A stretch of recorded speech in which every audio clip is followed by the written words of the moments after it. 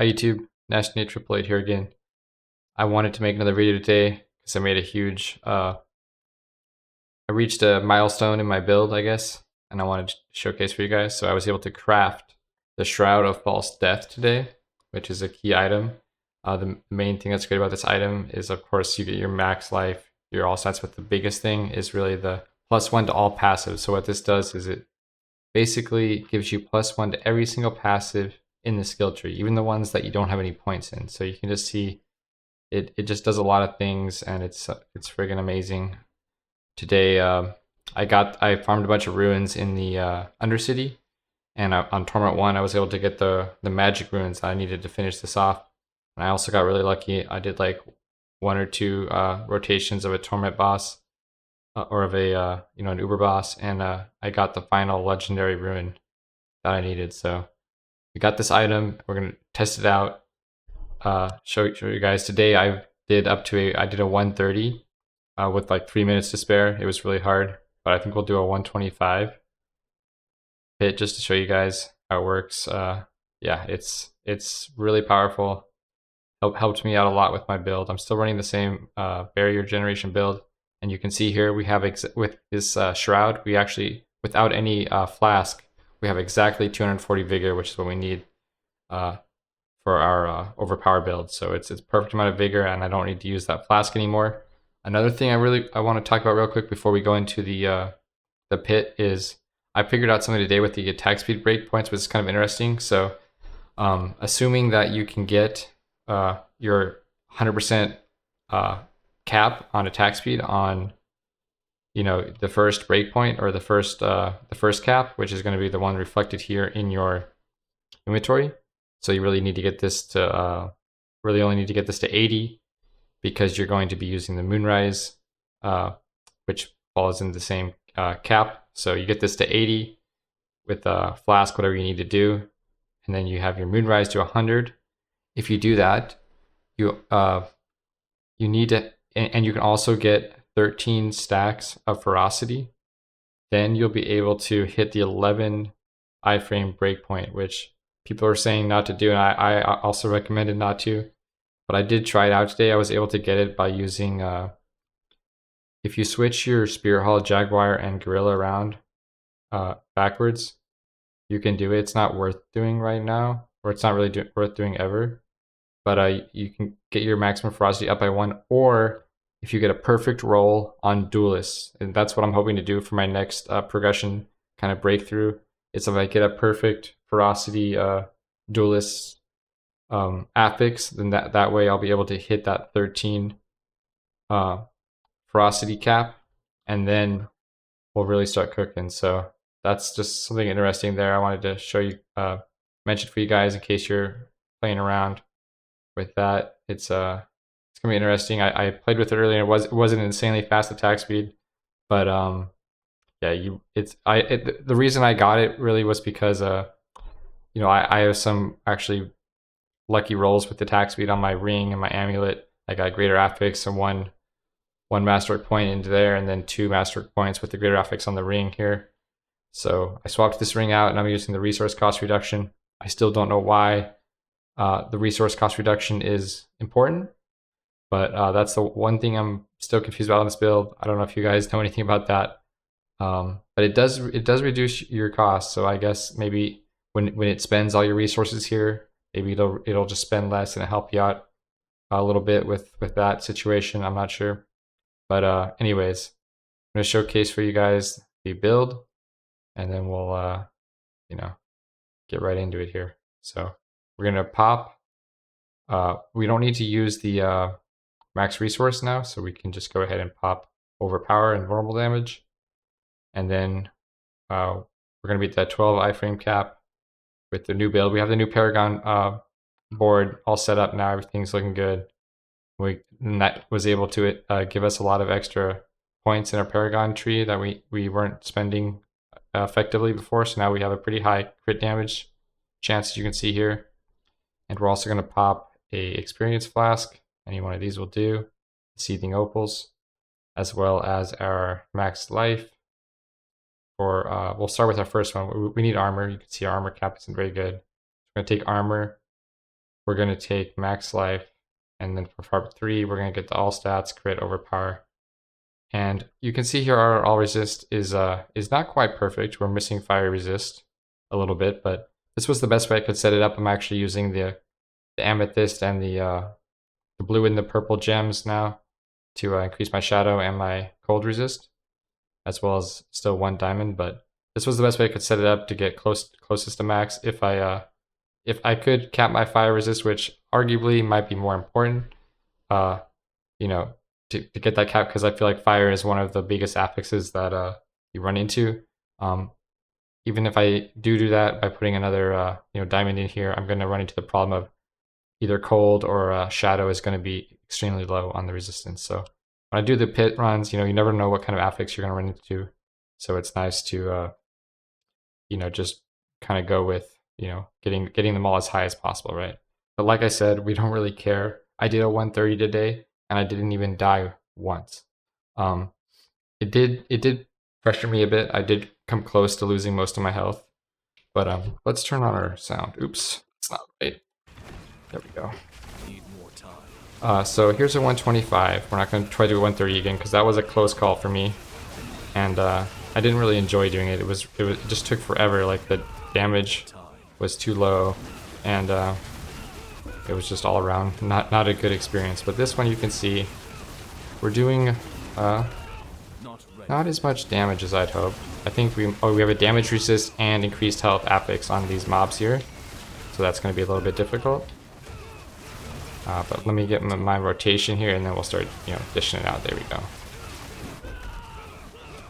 So what we want to do is just engage with our cooldowns. Then we're gonna fear everything away with Scourge, and then so it doesn't run away, we're gonna cast our Vortex right after that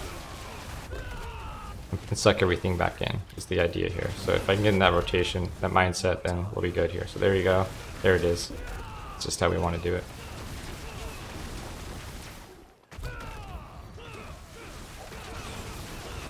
Need more time.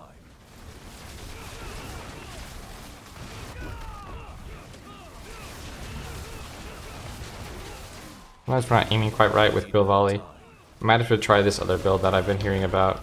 It uses a different skill than Quill Volley to do AoE damage, just for fun, even though it's not going to do anywhere near as much damage as Quill Volley. It might be fun for speedruns. I forget what the ability is, but it's about fists or something. You just kind of smash everything. But you kind of have to aim your Quill Volleys with the build, which is the only annoying thing about this build, I guess. But it is the highest damage build, I believe, for Spiritborn, so anything else we're not going to be able to push this high in the pit, right? And that's what the goal is here for now.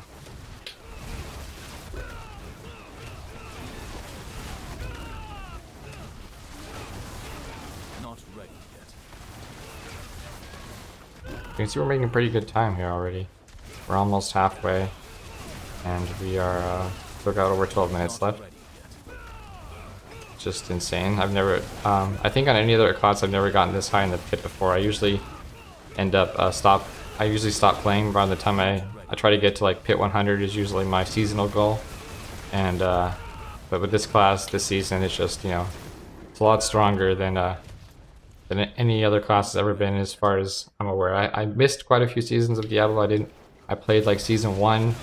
And the itemization was really bad when Diablo 4 first came out, so I stopped playing Diablo 4 for like maybe 4 seasons, until they did like a huge, I think it was maybe season 4 or 5, they did the itemization like change, like the big switch on the itemization on all the gear, and that's when I came back to start playing again, because it was just so hard, like looking at all these weird affixes and trying to get the right rolls. Like there are all these useless affixes basically on gear previously, and now there's not so much of that, so it's a lot nicer. Or I'm still very this season I'm still very I'm not really liking the doing uber bosses because it's very clear that drop rates on the mythics are much lower than they've been in the past. You can there are new ways to craft them with the ruins, which is nice, but the ruins are also really hard to get sometimes. Like you can't choose which ruins you drop. It would be nice if you could craft, like choose the ruins you want to craft instead of crafting random runes, I think, would be probably a nice change there. I guess you can always resort to trading in Diablo 4, but I've never traded in this game, and I probably never will. I've just not... it's a game I like to play solo, and I don't want to just... The less interaction I have with other players, typically the better. So I do like the new group finder. It's not like Diablo 2 where you're like kind of forced to trade because item drops are just so rare, and you know you need those. I forgot what that website is called with the points, but it's just really funny to me that there's like this currency online in the forum that isn't anything to do with the game for Diablo 2. But I'm sure that I think I've heard of websites for Diablo 4 if you guys are interested in trading. It would definitely make your itemization grind a lot easier, just to basically sell items, good items you get for gold, and then buying the items that you need for your build with that gold. But yeah. Anyways, that's neither here nor there. We are still grinding away, a little bit slow. You know, this isn't like the level that I think I would farm at. Per se, I'll probably go about 5 lower to a 120, just for speed runs and stuff, to maximize my, you know, time, my level and the timing here. But you don't really need to, like, speed farm above 100, it seems like, because of, I mean, really the point of doing these pit runs now is just to level up your glyphs. And you can't seem to, I think you can only level them to 100, I haven't maxed any out yet, so I'm not 100% sure, but you can't increase the chances of upgrading your glyphs past pit level 100 from what I've seen so far. So there's really, I'm not sure what the reason is. Maybe there's like better drop rates or better affixes, greater affix drops at higher pits. I'm not sure how Blizzard does this, but it's really just, I guess, for progression. And also you get, I think the main thing you get is more experience. So you're gonna level up your paragons a lot faster the higher pits that you do, but you still want to be efficient, right? Like even if you get more XP on like the highest pit you can do, you don't necessarily want to do that for grinding XP, because that's going to be something you want to kind of speed farm too, right? So this is just for fun, you know. I think that's really what it is, just to see how high you can go. And here's the boss, which actually you'll see is going to be even easier than the mobs that we killed once we get them staggered here.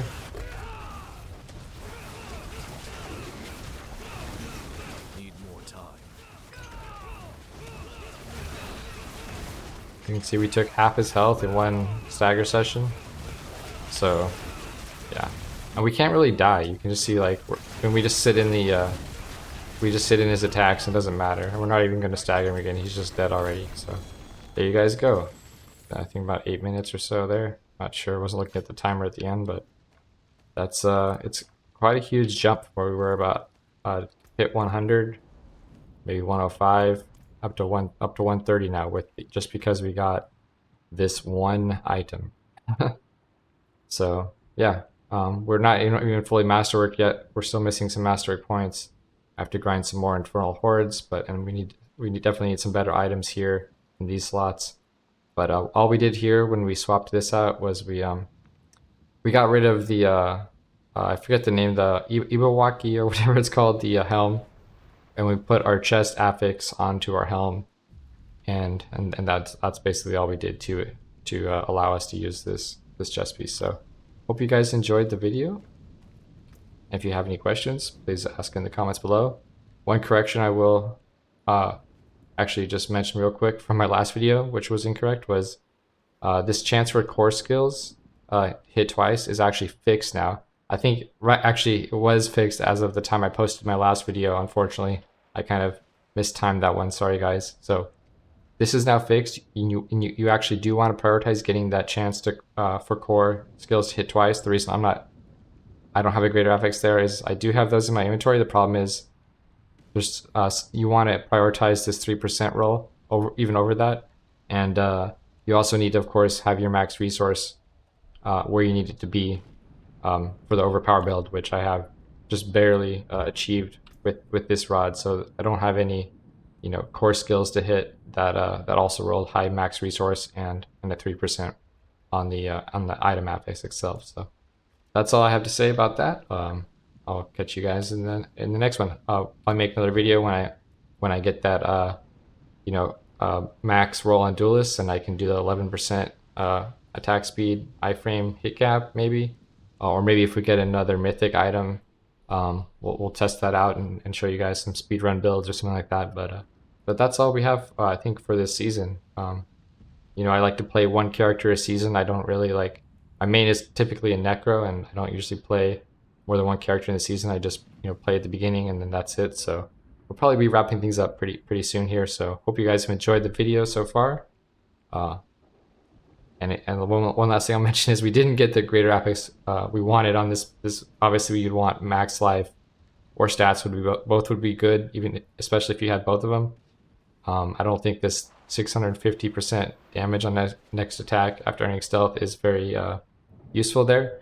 But at least it's your first hit. If you're one-shotting mobs anyways, why not? Sure, it's fine. But yeah. Hope you guys enjoyed the video, and try to get this item if you can. I guess you could get it by farming, obviously farming Uber bosses. You could craft it if you get the lucky ruins or trade for them. And the final way you can get it is you can use gold. I think it's 50 million gold and 2 of the what is it called? These resplendent sparks, and you can create a random one. I haven't done that yet. I don't think that's like the most efficient way to get mythics, because it's first going to give you a random one, and the gold cost alone is insane, as well as the sparks. You should be saving those, I think, to craft with ruins when you can get them. So anyways, that's it, guys. Hope you guys enjoyed the video. I'll see you around. Peace.